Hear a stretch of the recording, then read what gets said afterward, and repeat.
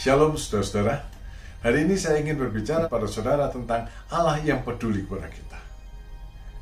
Di dalam penderitaan banyak kali orang menjadi frustrasi, pahit hati, karena merasa tidak ada orang yang bersimpati kepada dia. Tidak ada orang yang menolong dia. Saudara-saudara, dalam Yohanes pasal 5 dikatakan tentang ada Allah, Yesus yang peduli pada orang yang ditelantarkan dan menolong orang yang ditelantarkan. Kolam Bethesda adalah satu tempat di mana orang-orang sakit berkumpul karena kadang-kadang ada malaikat Tuhan turun dan menggoncang kolam itu. Lalu orang yang pertama kali turun dalam kolam itu akan sembuh. Jadi harus ada perlombaan antara orang sakit untuk mendapat kesembuhan. Dan di tepi kolam itu ada satu orang lumpuh yang 38 tahun lamanya ada di pinggir kolam itu. Mengapa? Dalam ayat yang ke-7, orang ini berkata, Tuhan, tidak ada orang yang menurunkan aku ke dalam kolam itu.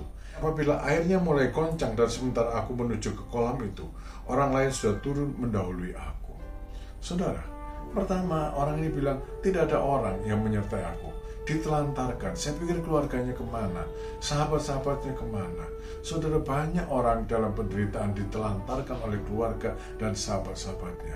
Dan itu menyebabkan orang menjadi patah semangat, menjadi frustrasi, pahit hati. Kemudian, orang ini bilang, apabila airnya mulai bergoncang, sementara aku menuju kolam itu, orang lain sudah turun mendahului aku. Jadi dia bukan diam saja di pinggir kolam, tapi walaupun tidak ada orang menolong, dia berusaha untuk masuk kolam pada waktu kolam itu bergoncang, tapi selalu kalah. Orang lain lebih dulu pantas karena dia lumpuh. Saudara-saudara, itu berlangsung 38 tahun yang lamanya. Alkitab tidak mengatakan bagaimana hati orang ini.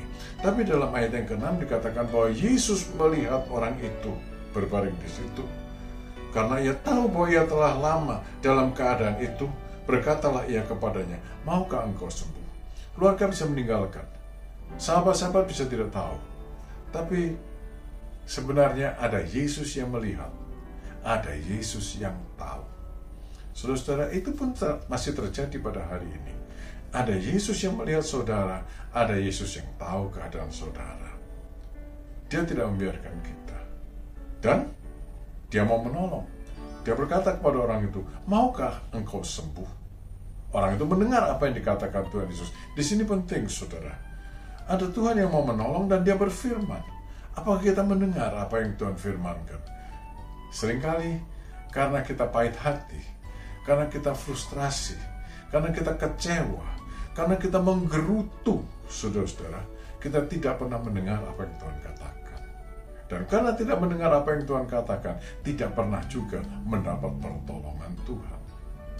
Saudara, kalau mau mendengar apa yang Tuhan katakan kepada kita di tengah-tengah penderitaan, aku mau menolong kamu.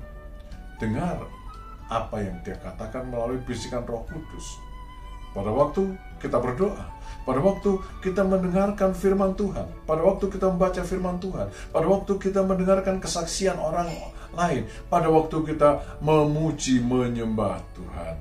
Artinya, dalam persekutuan dengan Tuhan, orang yang pahit hati, orang yang frustrasi, orang yang kecewa, dia meninggalkan persekutuan dengan Tuhan, apalagi orang yang menggerutu kepada Tuhan. Saudara, jaga hati, tinggalkan kekecewaan, tinggalkan pahit hati, tinggalkan rasa frustrasi, jangan menggerutu, jaga hati dengan segala kewaspadaan. Maka saudara dalam persekutuan dengan Tuhan, saudara akan mendengar suaranya. Maukah aku menolong kamu? Kita bilang mau. Orang ini mau ditolong Tuhan. Lalu dia melakukan apa yang Tuhan katakan kepadanya. Bangunlah, angkatlah tilammu dan berjalanlah. Orang itu melakukan apa yang Tuhan katakan kepadanya. Saudara-saudara, selama 38 tahun dia berusaha dengan kekuatannya sendiri dan dia gagal. Tapi satu kali dia bertindak bersama dengan Tuhan, di dalam Tuhan, dan dia berhasil. Prinsip ini tetap berlaku sampai hari ini. Saudara-saudara, melangkah dan bertindak di dalam Tuhan pasti yang berhasil. Yang saudara perlu Perhatikan, pertolongan Tuhan selalu dalam kebenaran dan kekudusan. Tuhan tidak pernah menolong kita dalam satu tindakan yang melanggar kebenaran dan melanggar kekudusannya. Selalu dalam kebenaran dan kekudusan. Karena Tuhan itu benar dan Tuhan itu kudus. Tuhan berkati saudara-saudara, terima pertolongannya dalam kehidupan saudara. Amin.